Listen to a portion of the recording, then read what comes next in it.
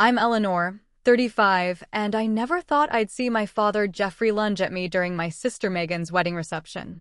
His fingers dug into my arm as he screamed about family loyalty in front of horrified guests. All because I refused to give up the house my grandmother Catherine specifically left to me. The same sister who spent years manipulating everyone now expected my inheritance as her wedding gift. That night shattered our family over a property worth $437,000 that was never meant to be hers. If you've ever experienced family betrayal, you know that hollow feeling in your chest when someone who's supposed to love you unconditionally shows their true colors. As I share this painful journey, I'd love to know where you're watching from. The support from this community has been my lifeline through this nightmare. Please hit subscribe to join me for more stories about standing up for yourself against toxic family dynamics. Now, let me take you back to where this all began. My grandmother Catherine was more than just a relative. She was my rock, my confidant, and my safe harbor. Her craftsman house in Portland, with its wraparound porch and climbing roses, was my favorite place in the world. The house itself wasn't particularly grand: 3 bedrooms, 2 bathrooms, hardwood floors worn smooth from decades of use, but it held generations of memories within its walls. Every summer from age 8 until I left for college, I'd spend weeks with Grandma Catherine while my sister Megan chose to attend various camps or stay home with our parents.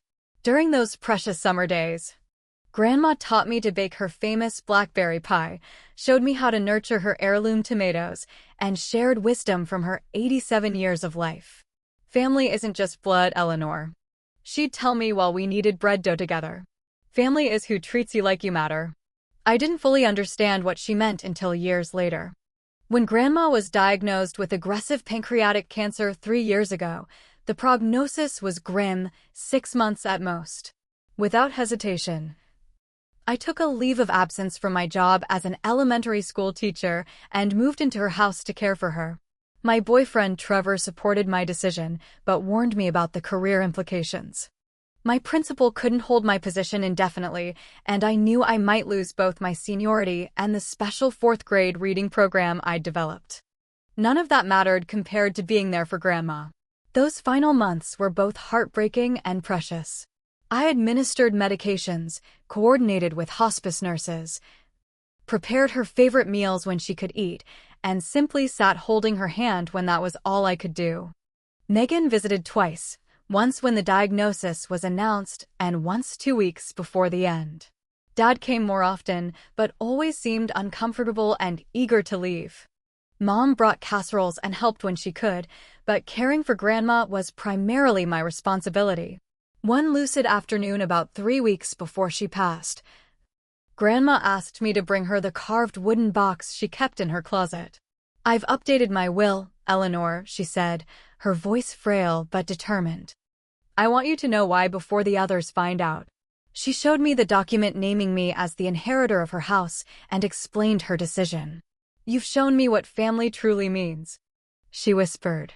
"This house should go to someone who loves it and respects what it represents. I've written a letter explaining everything. My lawyer has it with the will." I tried to protest, uncomfortable with the conversation, but she squeezed my hand with surprising strength. "Megan and your father will be taken care of in other ways," she assured me. "But they don't value this place like you do. Promise me you'll stand firm." I promised, never imagining how difficult keeping that promise would become. Grandma Catherine passed peacefully in her sleep 3 weeks later, with me holding her hand. The funeral was lovely, filled with friends from her bridge club, former colleagues from her teaching days, and family members from across the country. 2 days after the funeral, we gathered in her attorney Barbara Wilson's office for the reading of the will. I sat between my parents, with Megan and her boyfriend Robert across from us. Barbara began with the standard legal language before getting to the specific bequests. Grandma had left her modest savings split between my father and his brother Thomas. Her jewelry was divided between Megan and me, with specific pieces designated for each of us. Her car went to my uncle. And then came the moment that changed everything. The property at 847 Willow Street, Portland, Oregon, including all furnishings and contents. I leave to my granddaughter Eleanor Margaret Wilson with my deepest love and gratitude for her unwavering care and companionship. The silence in the room was deafening. I felt my father stiffen beside me. Megan's mouth dropped open. "There must be some mistake," my father said, his voice tight. Barbara shook her head. "There's no mistake, Jeffrey. Your mother was very clear about her wishes." She handed me a sealed envelope. "Catherine asked me to give you this privately, Eleanor." The tension in the car on the way home was unbearable. My father gripped the steering wheel so tightly his knuckles turned white. My mother stared silently out the window. In the back seat, Megan sniffled dramatically. "I just don't understand why Grandma would do this," she said for the third time. "We're family. Shouldn't family assets be shared equally?" That was just the beginning. Within days, my father had arranged for a real estate assessment of the property. The house, given Portland's booming market and the gentrification of Grandma's once modest neighborhood, was valued at approximately $437,000. The figure seemed to intensify everyone's reactions. For me, the house wasn't about money. It was Grandma Catherine's legacy, filled with her spirit and our shared memories.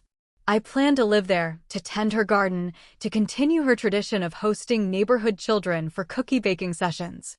For my family, the house had suddenly become a cash asset they felt entitled to share.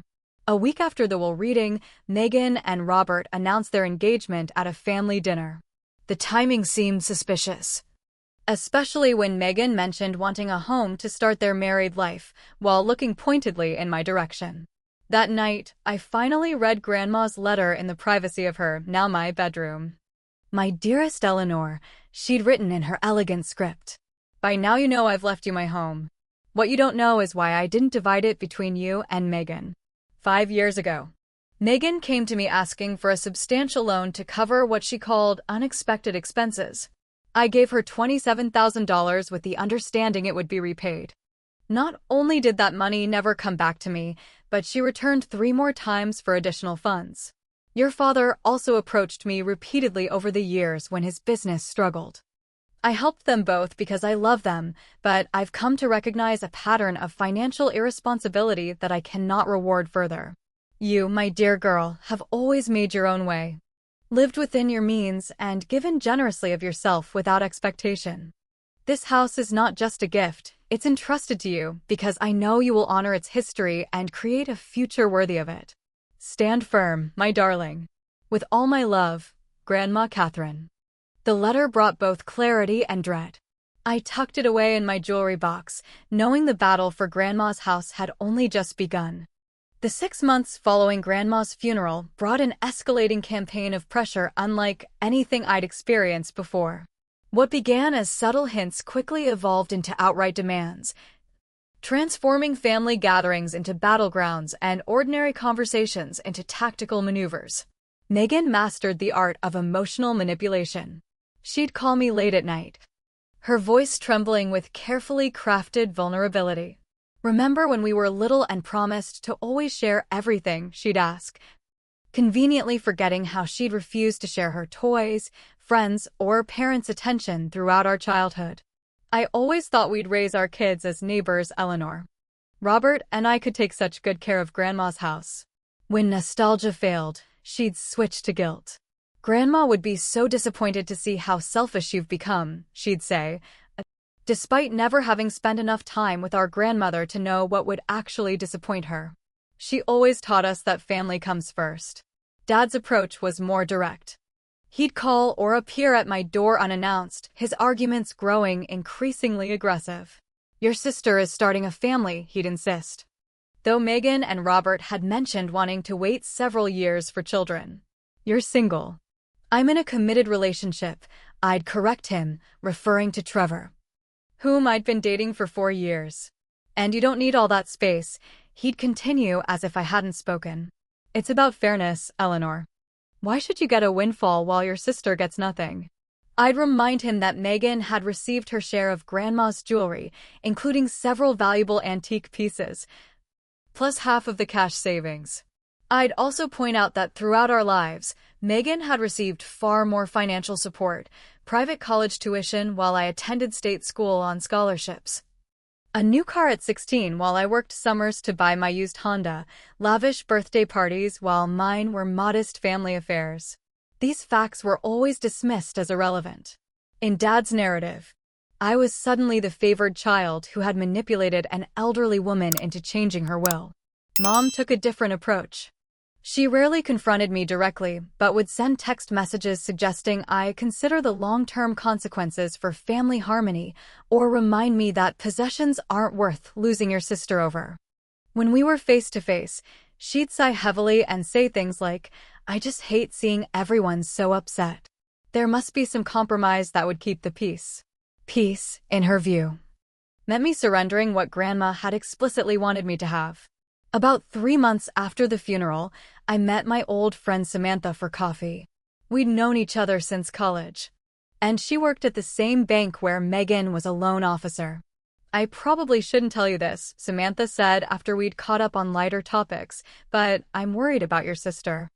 There are rumors in the break room about her financial situation." According to Samantha, Megan and Robert were drowning in debt, nearly $98,000 in credit cards spread across multiple accounts, both their substantial student loans in forbearance, and a car they could barely afford payments on. They'd been denied a mortgage pre-approval twice in the past year. The timing of their engagement and sudden interest in family property makes more sense now, doesn't it? Samantha said gently. It did. And it made me even more determined to honor Grandma's wishes. Meanwhile, I'd begun making the house truly mine. I repainted the kitchen the soft yellow Grandma had always wanted but never got around to. I updated the ancient water heater and had the roof inspected and repaired. Each change was thoughtful, preserving the home's character while making necessary improvements. I planted Grandma's favorite dahlias and expanded her vegetable garden, imagining her approval as each seed sprouted.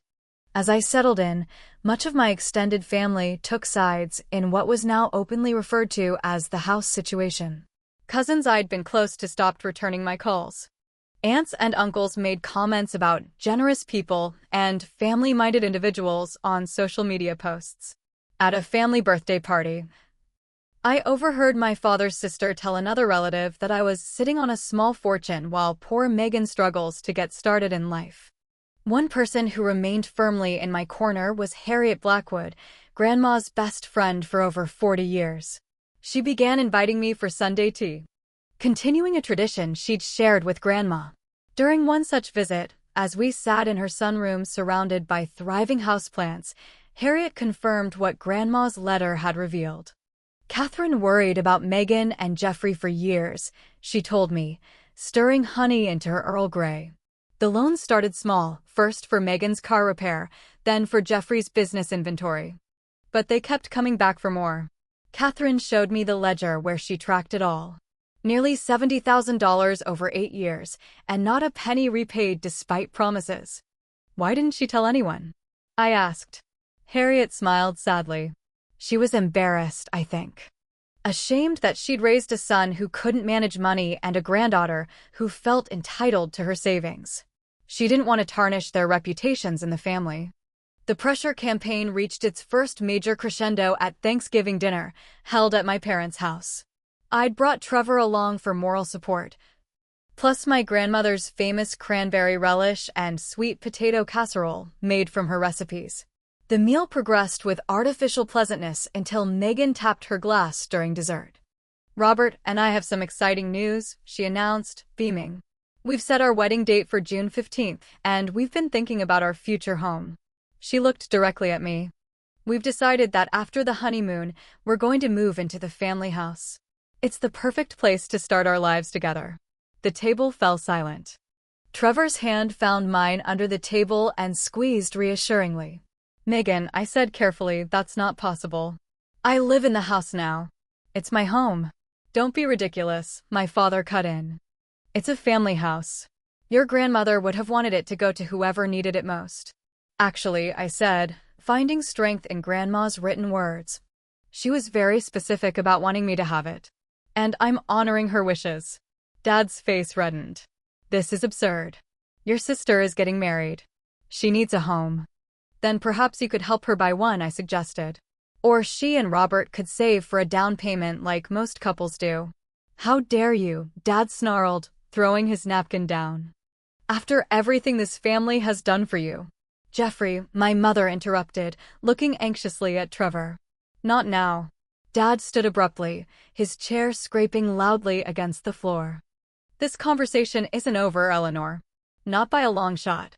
He stormed out of the dining room, and moments later, the front door slammed. Megan burst into tears, and Robert awkwardly patted her shoulder while glaring at me as if I'd deliberately ruined the holiday. Trevor and I left soon after, the sweet potato casserole largely uneaten. You know you're in the right, don't you? Trevor asked as we drove back to Grandma's house. Your grandmother made her choice for good reasons. I nodded, but the knot in my stomach had tightened. Standing firm was proving harder than I'd imagined, and I knew the worst was yet to come. January arrived with a flurry of wedding planning updates from my mother, who had apparently been deputized as Megan's communication liaison. Each call brought news of increasingly elaborate arrangements, a historic mansion venue with waterfront views, a designer dress being custom-made in New York, a 10-piece band plus DJ for the reception, and a catering package that included a champagne fountain and carving stations. Isn't it all a bit expensive? I asked during one such update.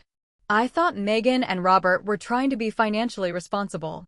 There was a pause before Mom replied, Your father is handling most of the expenses. He wants Megan's day to be special. The irony wasn't lost on me. The same father who couldn't afford to help me with college tuition was now funding an extravagant wedding while simultaneously pressuring me to give up my inheritance to help Megan's financial situation.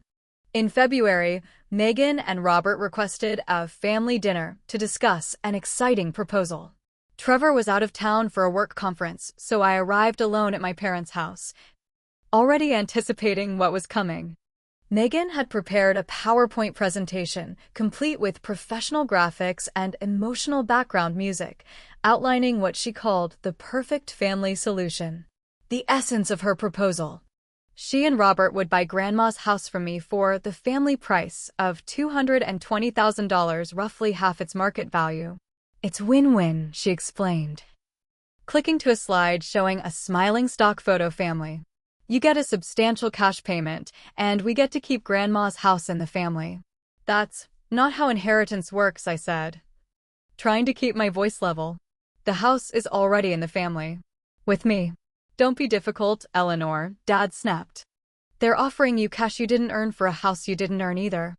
Something in his phrasing triggered a memory of Grandma's letter, her mention of Dad's financial struggles and repeated requests for loans. Why is this so important to you, Dad? I asked. This is between Megan and me. His face flushed. Because I promised Megan years ago that she would have that house someday. You what? The revelation stunned me. Your grandmother and I had an understanding, he continued, though his eyes shifted away from mine. The house would go to Megan eventually. Catherine changed her mind without telling me. You had no right to promise something that wasn't yours, I said, anger rising. And Grandma clearly didn't have the same understanding you did. The argument escalated until I finally left, shaking with anger and confusion. At home, I pulled out Grandma's letter again, reading between the lines about Dad's requests for money. Something wasn't adding up. The next day, I called Barbara Wilson, Grandma's attorney, and scheduled a meeting. In her office, surrounded by law books and family photos, I asked about my father's claim. Your grandmother never mentioned any agreement with Jeffrey about the house going to Megan, Barbara said firmly.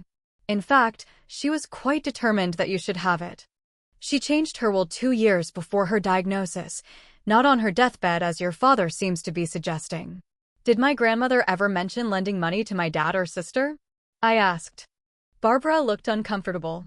I can't discuss other clients' matters, but I can tell you that Catherine was very concerned about certain family members' financial habits. She consulted me about documenting loans, though I don't know if she followed through. That weekend, I began searching through Grandma's home office, looking for the loan records Harriet had mentioned. In the back of her filing cabinet, I found a leather-bound ledger labeled Family Accounts. Inside were meticulous records of every loan to my father and sister, dates, amounts, and the stated purposes.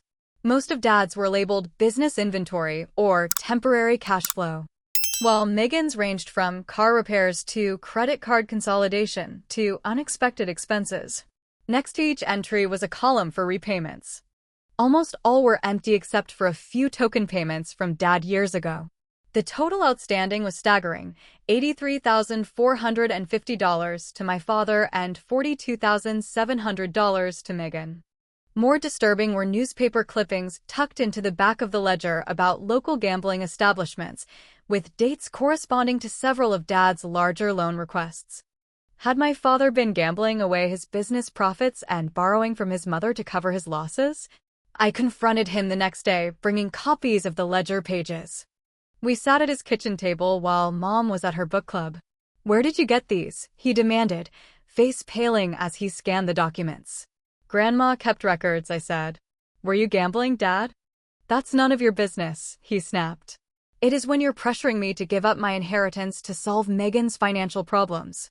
Problems that seem to run in the family." His expression hardened. "Your grandmother enabled my business ventures because she believed in me. Those weren't really loans, they were investments. Investments that were never repaid," I pointed out. "Just like Megan's loans." "You've always been so self-righteous," he said bitterly. "So perfect with your budgeting and your scholarships. Not everyone has it so easy." The conversation deteriorated from there, ending with him ordering me to leave and not come back until I was ready to be part of this family again.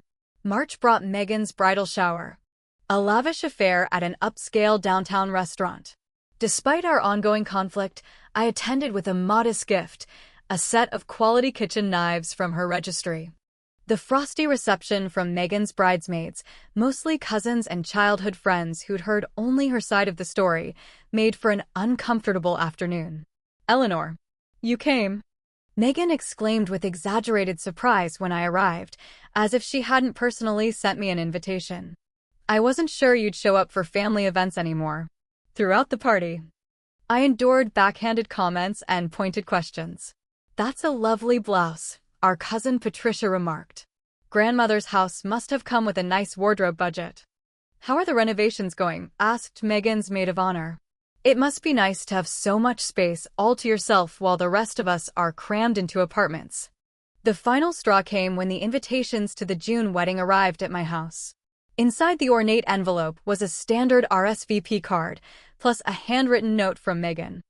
"Traditional wedding gifts are welcome, but we've also established a home fund for those who wish to contribute more substantially to our future.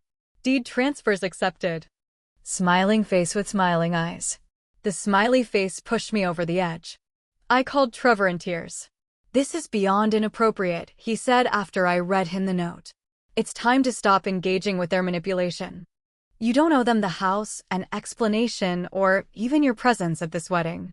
"If I don't go, it will only confirm their narrative that I'm the selfish one," I said. "Eleanor," Trevor said gently, "these people have shown you who they are. They care more about what they can get from you than about your feelings or your grandmother's wishes. Maybe it's time to believe them." Despite Trevor's concerns, I sent back the RSVP card marking that both of us would attend. 3 days later, Megan called, sobbing dramatically. "We might have to cancel the wedding," she wailed without preamble. "What? Why?"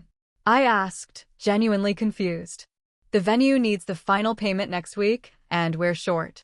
Dad's business is having cash flow issues again. If only we didn't have to waste money on rent, we could have afforded everything." The implication was clear. Her wedding problems were somehow my fault. I remained silent, refusing to take the bait. "Eleanor, please," she continued when I didn't respond. "I'm your sister. This is the most important day of my life. I'm sorry you're having financial difficulties," I said carefully. "But that has nothing to do with Grandma's house. Maybe you could scale back some of the wedding plans." She gasped as if I'd suggested canceling Christmas. "I can't believe you'd even say that. This is my wedding." The call ended with her hanging up on me, followed by a text from my father. "Thanks for making your sister cry again." Hope you're proud of yourself. As the wedding approached, I prepared myself mentally for what would certainly be a difficult day. Trevor and I discussed strategies for dealing with potential confrontations, agreeing to stay for the minimum acceptable time and leave at the first sign of serious trouble. What I couldn't have prepared for was just how catastrophically the situation would explode. June 15th dawned clear and warm, perfect weather for Megan's outdoor ceremony at Riverside Manor, one of Portland's most exclusive wedding venues. Trevor and I arrived early, hoping to slip into seats without much interaction, but an eager usher intercepted us. "Family of the bride?" he asked cheerfully. "Yes, I'm her sister," I replied. His smile faltered slightly as recognition dawned. I have special instructions for you. This way, please." Rather than directing us to the front where family typically sat, he led us to seats in the 8th row, behind distant relatives and Megan's work colleagues. The message was clear: I might be family biologically, but I wasn't being treated as such. "Should we just leave now?" Trevor whispered as we settled into our assigned seats. "Not yet," I murmured back. "Let's not give them the satisfaction." The ceremony venue was even more opulent than I'd imagined. Thousands of fresh flowers adorned every surface, a string quartet played softly, and a champagne welcome station greeted guests as they arrived. I recognized the hand-painted aisle runner as a custom piece from a local artist whose work I'd admired in galleries but could never afford. From my vantage point, I could observe without being observed. My mother, elegant in pale blue silk, dabbed at her eyes before the ceremony even began. My father, in a new tuxedo that must have cost thousands, stood proudly at the entrance, waiting to walk Megan down the aisle. Extended family members who had been cold or openly hostile to me for months were being seated in preferential positions. The ceremony proceeded with theatrical perfection. Megan's dress was a masterpiece of beading and lace, with a cathedral-length train that required 2 assistants to manage. Robert looked uncomfortable but handsome in his tailored tuxedo. Their vows included Megan promising to create a warm and beautiful home filled with love and family, a pointed reference that wasn't lost on me. During the cocktail hour that followed, Trevor and I maintained a low profile near a flowering cherry tree, nursing single glasses of champagne and declining hors d'oeuvres carried by circulating waitstaff. I overheard snippets of conversations from nearby guests. "Must have cost a fortune," an elderly great-aunt remarked to her companion. "Jeffrey went all out for his princess," came the reply. "Though I heard the business isn't doing so well these days." Another conversation caught my attention more directly.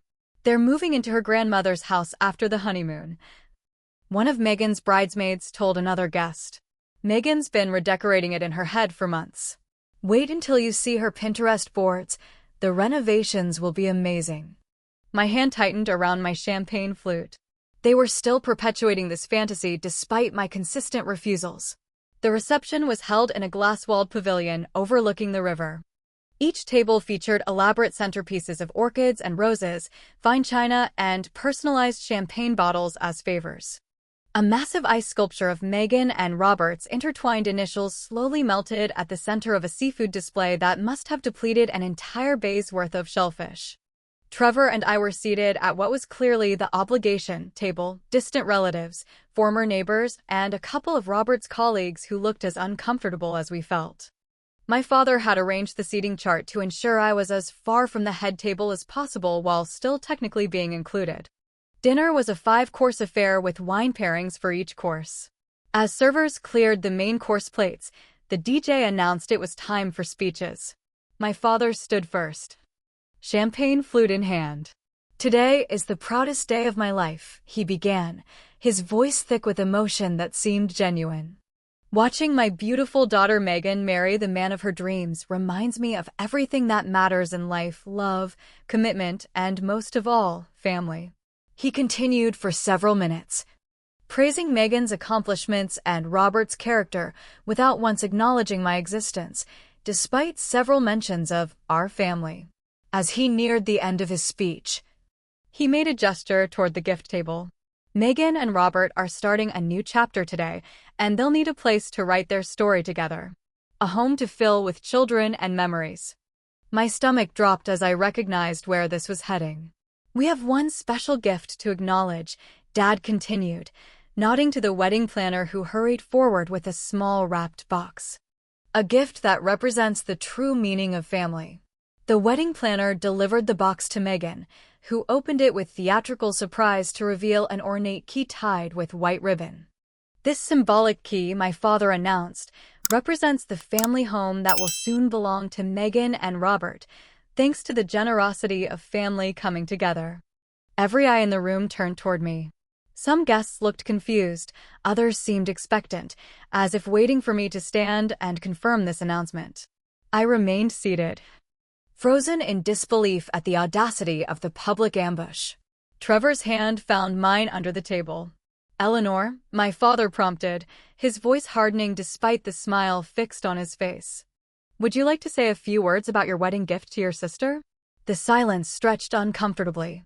I finally stood, legs shaking but voice steady.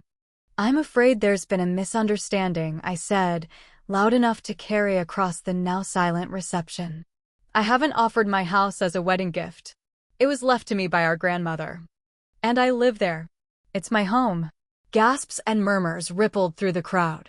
Megan's face crumpled in what appeared to be genuine shock, suggesting she had actually believed I would surrender at this public moment. "Don't be ridiculous," my father said, voice rising.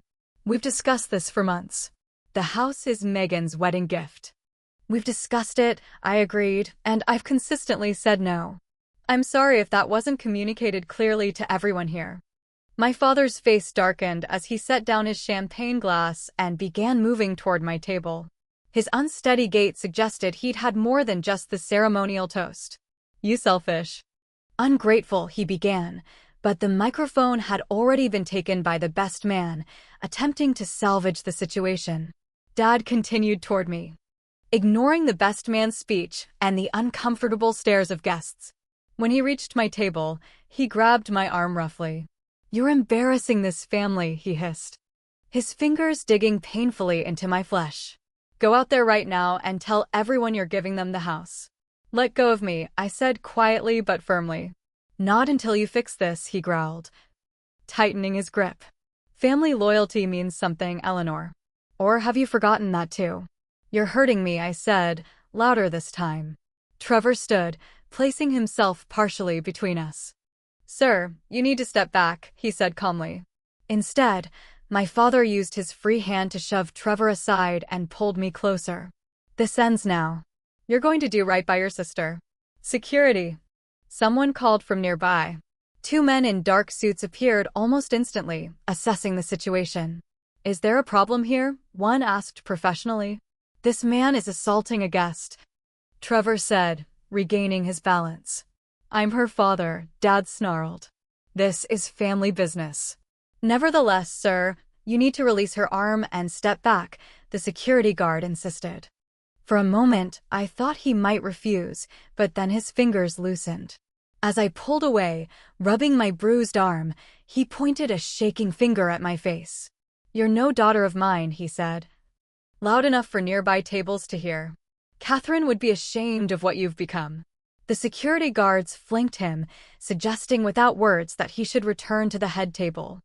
As he turned to go, guests pretended to resume their conversations while stealing glances at the unfolding drama.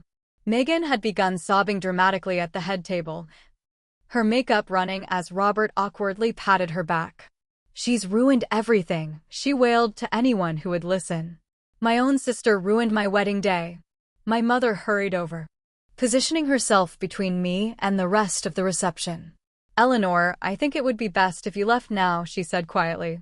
"That's probably wise," I agreed, gathering my purse. For what it's worth, I never wanted this scene. I've been clear about my position from the beginning. "This isn't the time or place to discuss it," she replied stiffly. "Just go before things get worse." Trevor and I made our way toward the exit, enduring stares and whispers from other guests. As we reached the door, I heard Megan's voice rise above the murmurs. "I hope you're happy in that house all alone. Some things are more important than property, Eleanor." Outside in the parking lot, My phone began buzzing with text messages from relatives who had witnessed the scene. "How could you embarrass your sister like that on her wedding day?" wrote a cousin. "Your grandmother would be horrified by your behavior," claimed an aunt. "Always knew you were the selfish one," added an uncle I hadn't spoken to in years. I turned off my phone and leaned against Trevor's car, suddenly exhausted. "You okay?" he asked gently. "No," I admitted. "But I will be." As we drove away from Riverside Manor, I couldn't help wondering if this public confrontation had finally brought the conflict to its breaking point, or if worse was still to come. I'd like to pause here for a moment and just say, standing up to family pressure is one of the hardest things I've ever done. The wedding confrontation left me physically shaking for hours afterward. Have you ever had to stand your ground against people who were supposed to love you unconditionally? The betrayal cuts so deep. If you're watching this and relating to any part of my story, know that you're not alone. Let's continue with what happened next. The day after the wedding, I woke to 27 missed calls, 43 text messages, and 16 voicemails. Most were from family members expressing various levels of disappointment, shock, or outright anger. My mother had called 7 times, each message more pleading than the last, begging me to make things right and think about what this is doing to the family. Megan hadn't contacted me directly, but Robert had sent a single text stating that I had destroyed what should have been the happiest day of Megan's life, and that he would never forgive me for making his bride cry. Notably absent from the barrage was any communication from my father. Trevor stayed with me that weekend, fielding door knocks from various relatives who suddenly felt the need to check on me or help me understand the situation better. We kept the curtains drawn and eventually put a note on the door asking visitors to call first. "You know you didn't do anything wrong, right?" Trevor reminded me as we sat in Grandma's kitchen Sunday morning, drinking coffee and avoiding the outside world. "They created this situation, not you." Intellectually, I knew he was right. I had been consistent and clear about my position for months. I had legal ownership of the house. I had honored my grandmother's explicit wishes. But emotionally, the weight of being cast as the villain in my family's narrative was crushing. "Maybe I should talk to an attorney," I said, more to myself than to Trevor, "just to make sure everything is protected." The following Monday, I called Barbara Wilson again. She agreed to see me that afternoon, and I brought Grandma's ledger of loans along with documentation of the wedding incident. "I'm worried they might try to contest the will or claim I manipulated Grandma somehow," I explained after sharing the wedding story. My father mentioned having an understanding with her about the house going to Megan. Barbara shook her head firmly. "The will is solid, Eleanor. Your grandmother was of sound mind when she made her decisions, and she was very clear about her wishes. The house is legally yours, and nothing that happened at the wedding changes that." "What about the loans?" I asked, showing her the ledger. "Should I try to collect on these?" She examined the pages carefully. "Without formal loan agreements, these would be difficult to collect legally. They appear to be personal loans without specific repayment terms. However," she added, looking up at me, "they certainly demonstrate a pattern that supports your grandmother's decision to leave the house specifically to you." I left Barbara's office feeling somewhat reassured about my legal standing, but still unsettled about the family situation. On an impulse, I drove to my parents' house, hoping to have a calmer conversation now that the wedding spectacle was over. No one answered the door, but my mother called about an hour after I returned home. "Your father doesn't want to see you right now," she said, her voice uncharacteristically subdued. "He's not in a good place, Eleanor." "I'm not in a great place either, Mom," I replied. "What happened at the wedding was completely inappropriate." She sighed heavily. "There are things you don't understand about our financial situation." "Then help me understand," I urged. "What's really going on?" The silence stretched so long I thought the call had dropped. Finally, she spoke in a near whisper. "Your father's business is failing. It has been for years. He's been keeping it afloat with loans and credit, but it's all coming due. The gambling, it started as a way to try to win enough to cover shortfalls, but it only made things worse. And Megan? How does she fit into this?" Another pause. "She helped him manage the books. She knows everything. We all thought, that if they had the house, They could take out a home equity loan to consolidate the debts and save the business. The pieces were finally falling into place. So this was never about Megan starting a family home. It was about using my inheritance to bail out Dad's failing business and gambling debts. It's not that simple, Mom protested weakly. It seems pretty simple to me, I said, anger rising again. You all lied and manipulated me for months instead of being honest about the situation. Would you have given them the house if we had been honest? She asked. Probably not, I admitted. But at least I would have respected your honesty instead of feeling betrayed by everyone I trusted. The conversation ended without resolution. But it fueled my determination to understand the full scope of what I was dealing with. Over the next few weeks, I began investigating my father's business more thoroughly. Jefferson Wilson Construction had been a modest success when I was growing up, specializing in residential renovations and small commercial projects. Dad had always talked about expanding, taking on bigger contracts, becoming a major player in Portland's construction boom. According to his company website, that expansion had happened. The site showcased impressive commercial projects and high-end residential developments. But something didn't add up. If the business was doing as well as its public face suggested, why the desperate need for cash? Through online research and discreet conversations with industry contacts Trevor knew through his work in real estate finance, I discovered disturbing inconsistencies. Several of the projects featured prominently on the website had either been completed by other contractors or had never progressed beyond initial planning stages. Client testimonials used fake names that couldn't be verified. The company's business registration showed it had narrowly avoided being dissolved for failure to file proper documentation multiple times in recent years. Most concerning was a pattern of supplier liens and contractor complaints that had been settled out of court, suggesting Dad was routinely failing to pay his subcontractors and suppliers. One evening in late July, I received an anonymous envelope in my mailbox containing bank statements for an account I didn't recognize, held by JW Enterprises at an offshore bank. The statements showed large deposits corresponding to dates when Dad had secured major contracts, followed by significant withdrawals to casinos and transfers to personal accounts, including one in Megan's name. I never discovered who sent the envelope, though I suspected it might have been a disgruntled employee or one of the subcontractors who hadn't been paid. Armed with this new information, I requested a meeting with Dennis Carver, my father's longtime business partner. We met for coffee at a quiet cafe far from the business district to avoid being seen by anyone who might report back to my father. Dennis looked tired and much older than his 57 years. The stress lines around his eyes deepened when I mentioned the business finances.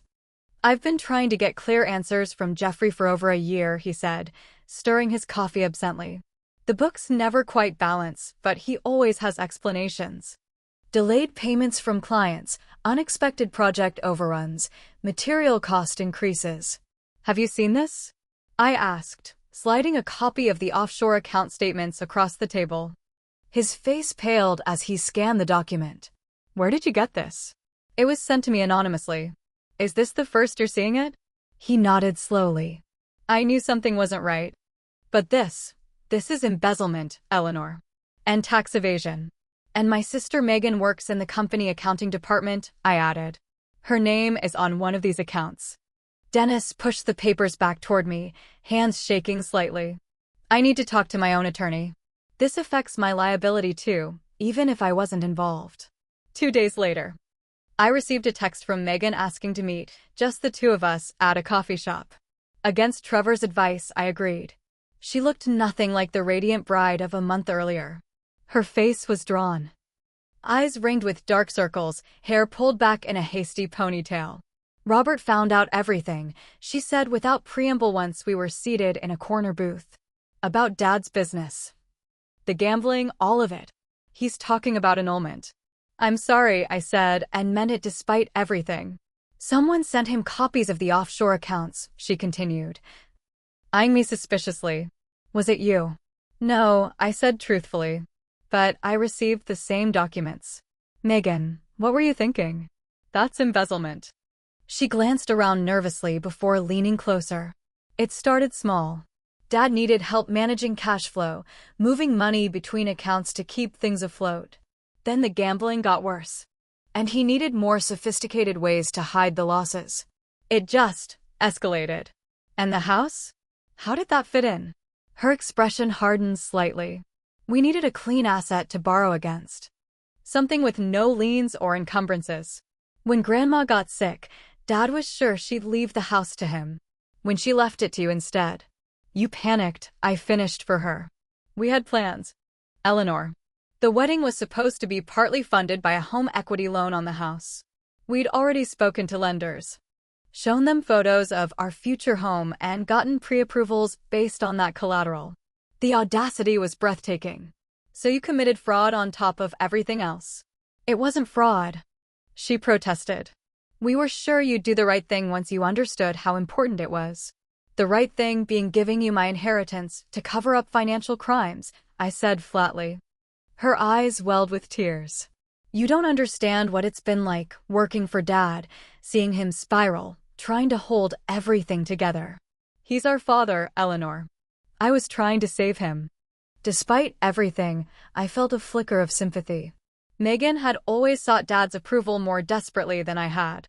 She'd followed him into the family business, aligned herself with his priorities, built her life around his validation. I understand wanting to protect him, I said more gently. But this has gone too far. There are serious legal issues here. Megan. People who could press charges. I know, she whispered. Robert's lawyer says the same thing. We sat in silence for a moment, the weight of the situation settling between us. What are you going to do? She finally asked. I don't know yet, I answered honestly. But I can't keep pretending everything is normal. Too many people have been hurt. Before we parted, Megan said something that haunted me for days. He would have done the same for you, you know. If you were the one in trouble. I wasn't so sure about that. The following week, my parents requested a family meeting at their house to resolve our differences. Trevor insisted on accompanying me, concerned about my father's previous aggressive behavior. It was immediately clear that this wasn't a reconciliation attempt, but an ultimatum session. Dad, looking haggard but defiant, sat at the head of the dining table with a folder of papers before him. Mom sat to his right, eyes downcast. Megan and Robert were noticeably absent. We need to settle this house business once and for all, Dad began without preamble. This division in the family can't continue. I agree, I said cautiously. But settling it doesn't mean I'm giving up the house. He slid a document across the table. This is our final offer. We'll pay you fair market value for the house, using a combination of cash and a promissory note. You'll have the money, and Megan will have the family home as intended. I didn't touch the paper. Where would this money come from exactly? The business that's failing? The offshore accounts. His face darkened. That's not your concern. It is if you're proposing to buy my house with embezzled funds, I replied. And we both know Grandma intended me to have the house. She made that explicitly clear. Your grandmother didn't have all the information, he snapped. She didn't understand the family's needs. She understood more than you realize, I countered. Thinking of her meticulous loan records. She knew exactly what she was doing when she left the house to me. The conversation deteriorated from there. Dad eventually issued his ultimatum. Either I sign over the house, or I would be completely cut off from the family. No more holidays, no more birthdays, no more family, he said coldly. You choose the house, you lose us. Forever. Trevor spoke up for the first time. With all due respect, sir, that's emotional blackmail. Eleanor doesn't deserve that kind of treatment. Stay out of this, Dad snarled. This doesn't concern you. It concerns me when you threaten and manipulate someone I love, Trevor replied steadily. We left shortly after, the ultimatum unanswered. In the car, Trevor took my hand. Whatever you decide, I'm with you, he said. But for what it's worth, I don't think people who love you would put you in this position. That night, alone in Grandma's, my bedroom, I made the hardest decision of my life. The choice between my inheritance and my family wasn't really a choice at all. A true family wouldn't have forced such a decision in the first place. The next morning, I began making calls. The investigation into Jefferson Wilson Construction began with an anonymous tip to the state licensing board about fraudulent practices and misrepresentation of completed projects. I never confirmed I was the source, but I provided enough documentation to ensure the complaint couldn't be easily dismissed. Once the initial inquiry began, it didn't take investigators long to discover the financial irregularities that extended far beyond simple misrepresentation. Subcontractors came forward with stories of bounced checks and broken promises. Clients reported paying for materials that were never ordered. Former employees described a pattern of robbing Peter to pay Paul that had accelerated in recent years. I kept my distance from the official investigation, but I continued my own research into the family business. Through public records and information from Dennis Carver, who had decided to cooperate fully with authorities to protect himself, I pieced together a disturbing picture of my father's and sister's activities. For at least 5 years, they had been systematically misappropriating funds from the business. Client deposits intended for project materials were diverted to cover previous shortfalls or personal expenses. Construction loans were drawn against with fraudulent progress reports. Vendor invoices were created for services never rendered, with payments going to shell companies they controlled. The offshore accounts were just the tip of the iceberg. As the company's financial controller, Megan had created an elaborate system of falsified records that presented a profitable business to banks, investors, and my mother while hiding the steadily worsening reality. What had started as temporary borrowing to cover my father's occasional gambling losses had evolved into a full-blown criminal enterprise. The wedding, its timing and extravagance, suddenly made perfect sense. It wasn't just a celebration, it was a last-ditch effort to secure a valuable asset before the house of cards collapsed. In early September, I received an unexpected call from Dennis Carver. "Eleanor, I thought you should hear this from someone who cares about your family," he said, voice grave. "The DA's office is preparing to file charges against your father and sister. Fraud, embezzlement, tax evasion. It's serious, Eleanor. They could be looking at significant jail time." The news was devastating despite its inevitability. I thanked Dennis for the warning and immediately called Barbara Wilson for legal advice. While she couldn't represent my family members given her prior representation of my grandmother's estate, she recommended several reputable criminal defense attorneys. I forwarded these recommendations to my mother, adding a brief note, "I thought you should have this information. Despite everything, I don't want to see Dad or Megan go to jail." Her reply came hours later. "This is all your fault. If you had just given them the house, none of this would have happened." Her response stung, but also confirmed what I'd gradually come to accept. In my mother's eyes, the problem wasn't the criminal behavior, it was my refusal to sacrifice my inheritance to cover it up. 2 days later, I answered a knock at my door to find Robert standing on the porch, looking uncomfortable. "Can we talk?" he asked. "I'm not here to cause problems, I promise." I hesitated, but eventually invited him in. We sat in the living room, the tension palpable. "Megan told me everything," he began. "About the business, the financial issues, the plans for this house." "I had no idea, Eleanor." "I swear." His distress seemed genuine. "The wedding expenses," I said. "Did you know where that money came from?" He shook his head miserably. "Megan told me her father was handling it all as his gift to us. I thought it was excessive, but he insisted. Said he wanted his little girl to have the perfect day." He looked around the living room. "I never expected to live here. That was Megan and Jeffrey's plan. They told me you had agreed to sell us the house at a family discount." "That was never true," I said softly. "I know that now." He sighed heavily. "I've filed for annulment. My attorney says given the circumstances, the fraud, the misrepresentations, I have grounds." I felt an unexpected wave of sympathy. Robert had been manipulated too, it seemed. "I'm sorry," I offered. "Don't be," he said, standing to leave. "You tried to warn me at the wedding. I should have paid attention to the red flags long before that."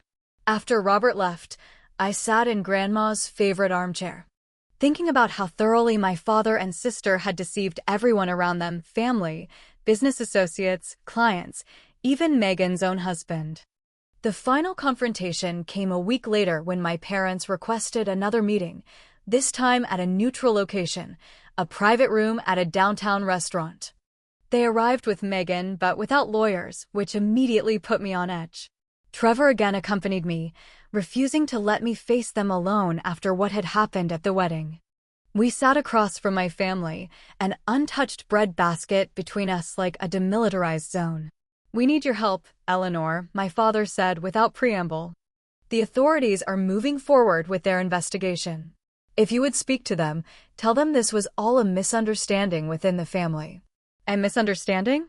I interrupted, incredulous. "Dad, you embezzled from your own company. You defrauded clients and subcontractors. You failed to pay taxes. Those aren't misunderstandings." "It was temporary," he insisted. "Once the business turned around." "It was never going to turn around," I said firmly. "Not the way you were running it. You were gambling away the profits and cooking the books to hide it." Megan spoke up, her voice uncharacteristically subdued. "The investigators found the offshore accounts. They're saying I could face up to 20 years. Her eyes filled with tears. "I was just trying to help Dad." "By committing financial crimes?" Trevor asked quietly. "By protecting the family business," she shot back, a flash of her old defiance returning. "You've never understood what that means, Eleanor. You just ran away to become a teacher while I stayed and helped Dad." "Helped him embezzle," I corrected. "Helped him defraud people." "That's not protection, Megan. That's enabling." My father's facade finally cracked. "What do you want from us?" he demanded, voice breaking. "An apology? Fine, I'm sorry we tried to get the house. But right now, we need family loyalty more than ever." "Family loyalty," I repeated slowly. "Like when you publicly humiliated me at Megan's wedding. Or when you tried to force me to sign over my inheritance. Or when Mom blamed me for the consequences of your crimes." The silence that followed was deafening. "I don't want you to go to jail," I said finally. "Despite everything, you're still my family. But I can't perjure myself or obstruct justice to protect you from consequences you've earned." "Then what was the point of this meeting?" my mother asked bitterly. "I think," Trevor suggested, "they hoped to manipulate Eleanor one more time. To use family ties to escape accountability." My father couldn't meet my eyes. Megan stared at the table. Their silence was confirmation enough. "I'll help you find good legal representation," I offered. "I'll support you emotionally through whatever comes next. I'll even help Mom financially if needed. But I won't lie for you, and I won't give up my home to bail you out." "Then you're not really helping at all," my father said coldly, standing to leave. "Let's go." Megan lingered a moment after our parents walked out. "He would have done anything for you," she said quietly. "Except tell me the truth," I replied. "Except respect my boundaries. Except treat me like an equal member of this family rather than a resource to be exploited." She had no answer for that. As Trevor and I watched them drive away, I felt a strange combination of grief and liberation. The family I had known was effectively gone. But in its place was the possibility of something healthier, relationships based on honesty and mutual respect rather than manipulation and obligation. "Are you okay?" Trevor asked, putting his arm around me. "No," I admitted. "But I think I will be." 6 months after the confrontation at the restaurant, I sat in the courtroom as my father accepted a plea deal for financial fraud and tax evasion. The terms: 4 years in federal prison, restitution to victims, and significant fines were lenient compared to what he might have faced at trial, thanks largely to the skilled attorney I had helped my mother find and partially finance. Megan, deemed a lesser participant despite her accounting role, received 18 months, much of which would likely be served in a minimum security facility followed by house arrest. The court had taken into account her cooperation with investigators and the evidence that my father had been the primary architect of the scheme. My mother, who had no direct involvement in the business operations, was not charged but faced the collapse of her social standing and financial security. The family home had been sold to help pay restitution, and she was now living in a small apartment paid for largely by my contributions from my teacher's salary. As painful as these outcomes were, They represented accountability rather than escape, a necessary step toward whatever healing might eventually be possible. The weeks following the sentencing were quiet ones. I threw myself into preparing for the new school year, finding comfort in creating lesson plans and organizing my classroom. Trevor spent more time at the house, gradually moving his things over until it became our shared home rather than just mine. One Saturday morning in October, as I was sorting through boxes in the attic, I discovered a hidden panel behind an old bookcase. Inside was a small fireproof box containing another letter from Grandma Catherine, dated 2 years before her death, along with photographs and documents I'd never seen. "My dearest Eleanor," the letter began, "if you're reading this, you've found my secret archive. I've hidden these records away from Jeffrey and Megan because they document a pattern I'm deeply ashamed of: 3 generations of financial manipulation and enabling in our family." The documents revealed that my grandfather had engaged in similar financial mismanagement decades earlier, nearly losing everything before my grandmother stepped in with her teacher's pension to save them. My father had grown up watching this dynamic and eventually replicated it in his own life. The photos showed my grandmother looking progressively more careworn through the years, the weight of covering for my grandfather and later my father evident in her tired eyes. "I failed to break this cycle with Jeffrey," she wrote, "but I see in you the strength I lacked. The house is yours not just because you cared for me, but because I believe you will end this destructive pattern once and for all. Stand firm, my darling girl." Sometimes the kindest love is the one that allows consequences rather than enabling destruction. The letter brought me to tears, but also provided a sense of clarity I'd been lacking. This wasn't just about a house or an inheritance, it was about breaking a generational pattern of financial exploitation disguised as family loyalty. That fall, inspired by Grandma Catherine's passion for baking and her entrepreneurial spirit, she had once sold pies to local restaurants to supplement her teaching income. I began experimenting with her recipes in my free time. Weekend baking sessions expanded into small catering orders for school events, then to a modest weekend business operating from my home kitchen. Catherine's Kitchen quickly developed a following at the local farmers market, where I sold her famous blackberry pies, sourdough bread, and cinnamon rolls. The modest income supplemented my teaching salary and provided a therapeutic creative outlet that connected me to my grandmother's legacy. Trevor, who had been supportive of this side venture from the beginning, suggested using part of the house's equity to renovate the kitchen properly for the growing business. "Your grandmother would love seeing her space used this way," he said. Turning a legacy of financial mismanagement into a sustainable small business is the perfect tribute. The renovation revealed more of the house's hidden character: original tile work beneath layers of linoleum, a butler's pantry that had been walled over decades ago, old-growth wood beams that added warmth to the expanded space. Each discovery felt like another conversation with Grandma Catherine, another affirmation that the house had found its rightful caretaker. As Catherine's Kitchen grew, I connected with members of the extended family who had been kept at arm's length during my father's reign. Cousin Patricia, who had been so cold at Megan's bridal shower, reached out after seeing my booth at the farmer's market. "I never really knew what was happening with Uncle Jeffrey's business," she admitted over coffee. "We all just assumed your father was the successful one and followed his lead. I'm sorry I didn't question things more." Similar conversations with aunts, uncles, and cousins revealed how thoroughly my father had controlled the family narrative for decades, positioning himself as the prosperous patriarch while secretly drowning in debt and desperation. In the spring, I established a small scholarship fund in Grandma Catherine's name at the high school where she had taught English for 30 years. Using a portion of the house's equity, I created an endowment that would provide annual support to a graduating senior pursuing education or culinary arts, combining Grandma's 2 passions. Trevor proposed on a warm evening in May, dropping to one knee in the garden where the roses Grandma and I had planted were just beginning to bloom. The vintage ring he offered had belonged to his grandmother, another strong woman who had valued education and independence. "I love that we'll start our marriage in a home with so much history and meaning," he said after I accepted through happy tears. No massive debt, no financial secrets, just honest work and real values. His words resonated deeply after everything we'd been through together. 2 weeks before my father was to begin his prison sentence, he asked to see me. Trevor was concerned. But I decided to meet my father alone at a coffee shop near the courthouse where he'd been processing his pre-incarceration paperwork. He looked older, diminished somehow without the bluster and manipulation that had defined him for so long. The expensive suits and confident swagger had been replaced by off-the-rack clothes and hunched shoulders. "I wanted to see you before I go in," he said after we'd ordered drinks.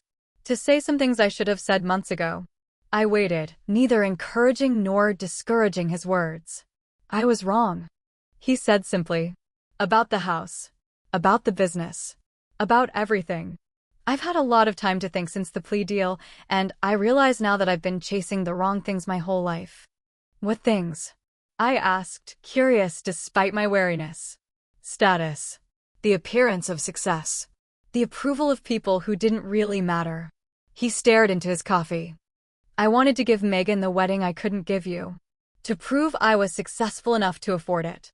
And instead, I ruined everything." It was the first genuine remorse I'd heard from him. "You could have just been honest with me," I said. "About the business struggles, about the gambling. I would have tried to help, not by giving up the house, but in other ways." "I know that now," he admitted. But I was too proud, too ashamed of my failures. We talked for nearly 2 hours, covering painful ground, but also finding moments of unexpected connection.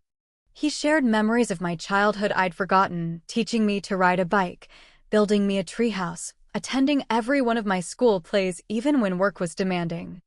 I reminded him of fishing trips and Sunday morning pancake traditions that had fallen away as Megan became his focus. "I may have been a terrible businessman and a flawed father," he said as we prepared to part, "but I did love you, Eleanor. I just forgot how to show it without conditions attached." It wasn't a magical reconciliation. Too much had happened for that. But it was a beginning, a small crack in the wall of resentment and hurt that had grown between us. Megan reached out a week before beginning her own sentence, asking if she could see the house one last time. I agreed with some trepidation, inviting her for afternoon tea in the newly renovated kitchen. She arrived subdued, eyes widening at the changes to the space. "It looks amazing," she said, running her hand over the butcher block island. "So different, but still somehow." "Grandma. That's what I was going for," I acknowledged, honoring her legacy while creating something new. We talked cautiously at first, then with increasing openness about our childhood, our relationships with our parents, and the different paths we'd taken as adults. "I was always so jealous of you," Megan confessed as she helped me wash the teacups. "You seemed so content with yourself, so confident in your choices." "I never felt that way. I was always trying to be what Dad wanted, to earn his approval. And I envied your closeness with him," I admitted. "The way he bragged about you, included you in the business, made you his partner." She laughed without humor. "Some partnership. I'm going to jail because of it. What will you do after?" I asked. She dried her hands slowly, considering. "I've been taking online courses in sustainable agriculture. There's a program for former inmates at the Urban Farm Project downtown. I thought maybe. I don't know. Growing things. Starting fresh." "Grandma would approve," I said sincerely. She believed in second chances. "Even for me?" Megan asked, vulnerability visible in her expression for perhaps the first time in our adult relationship. "Even for you," I confirmed. "But with boundaries this time. Real honesty." She nodded, understanding the terms of any potential reconciliation. As we stood on the porch saying goodbye, she hesitated, then pulled a small package from her purse. "I saved this from Grandma's jewelry. It was supposed to be yours, but I took it during the estate division." "I'm sorry." Inside was Grandma Catherine's delicate pearl necklace, the one she'd worn on special occasions throughout my childhood. "Thank you," I said, genuinely moved by the gesture of restitution. "I can't change what happened," Megan said quietly. "But I am trying to be better." It was a start. My mother's journey toward understanding was slower and more complicated. Having lost her social standing, her home, and her illusions about her husband's business success all at once, she struggled to rebuild her identity. Our weekly lunches were often tense, filled with recriminations thinly disguised as concerns. "I just worry you're being too independent," she'd say. "Women need family support." "I have support, Mom," I'd remind her. "Trevor, friends. Even parts of our family. Support doesn't mean giving up autonomy." Over time, as she began volunteering at a local community center and developing interests outside her role as my father's wife, her perspective gradually shifted. The woman who had once insisted I should keep peace in the family at any cost began to express pride in my boundaries and principles. "You're like your grandmother," she told me after attending one of my farmers market sales. She never cared what people thought either. I always admired that about her, even when it frustrated me. Coming from my mother, it was high praise indeed. Trevor and I married the following spring in a simple ceremony in the backyard garden. The guest list was small but meaningful: friends who had supported us through the difficult years, family members who had demonstrated respect for boundaries and truth, colleagues who had become chosen family. My father and Megan weren't present physically, but I had visited both before the wedding, sharing photos of the preparations and receiving their well wishes. It wasn't the family tableau I had imagined as a child, but it was authentic and healthy in a way my previous family dynamics had never been. As we exchanged vows beneath the arbor Trevor had built using wood salvaged from Grandma's old garden shed, I felt her presence strongly, not as a ghost, but as a legacy of strength and wisdom that would continue through generations to come. The house, once a source of so much conflict, had become a true home again, filled with the sense of baking, the sounds of laughter, and the promise of a future built on honesty rather than appearances. Standing in that garden, surrounded by people who loved us for who we were rather than what we could provide them, I finally understood what Grandma Catherine had meant about family being those who treat you like you matter. She had given me not just a house, but the courage to create the family I deserved, one built on mutual respect rather than obligation, on truth rather than manipulation, on love without conditions. I know some of you watching have faced your own family betrayals and difficult choices. My journey taught me that sometimes the healthiest families are the ones we create by standing firm in our values. I'd love to hear about your experiences in the comments. How did you navigate family conflicts over money or property? What boundaries did you need to establish for your own well-being? If this story resonated with you, please consider subscribing and sharing it with someone who might need to hear that standing up for yourself isn't selfish. It's sometimes the most loving thing you can do, both for yourself and for those who need to learn accountability. Thank you for listening to my story, and remember that family karma eventually comes full circle. The truth always finds its way to the surface, and building a life on honest foundations is the greatest inheritance of all.